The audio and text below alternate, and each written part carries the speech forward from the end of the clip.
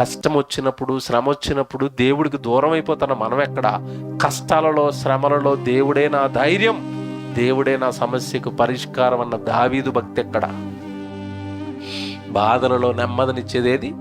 దేవుడి వాక్యం. దావీదుతో దేవుడు ఆ రోజు చెప్పిన మాట, బాధల్లో నువ్వు వెళ్ళు, నీకు తోడుగా ఉన్నాను. నమ్మేశాడు దాన్ని, నెమ్మదినిచ్చింది. తర్వాత అంటే చక్కగా తన ఆస్తిని, తన భార్యను, తన పిల్లలందరినీ తెచ్చుకుని చక్కగా పెట్టుకున్నాడు.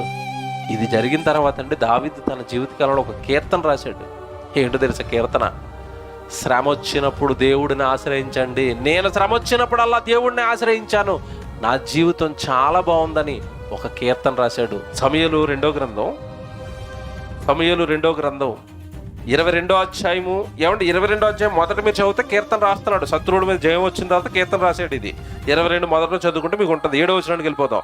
నా శ్రమలలో నేను యెహోవాకు మొర్రపెట్టి తిని, నా దేవునికి ప్రార్థన చేసి తిని. శ్రమల్లో ఏం చేశాడట? యెహోవాకు మొర్రపెట్టాను. నా శ్రమల్లో నేను యెహోవాకు మొర్రపెట్టాను. మనం చెయ్యింది ఇదేనండి. మనం ఎప్పుడు మన జీవితకాలంలో మనం మర్చిపోయింది ఇదే. శ్రమలలో మొరపెట్టండి.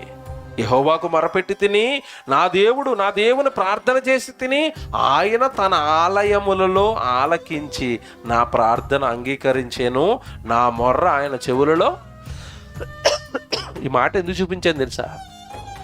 శ్రమలలో మొరపెట్టడానికి దావీదు ఎక్కడికి వెళ్ళాడట? ఆలయము, దేవుని ఆలయంలో మొరపెట్టాడు. దేవుడు ఆలయంలో దేవుడు విని నాకు సమాధానం ఇచ్చాడు. శ్రమలో కూడా దేవుడు గుడికి వెళ్ళాడా? ఆలయానికి వెళ్ళాడా? వెళ్ళాడు. మనం శ్రమల్లో దేవుడి గుడికి వస్తామా? రాము.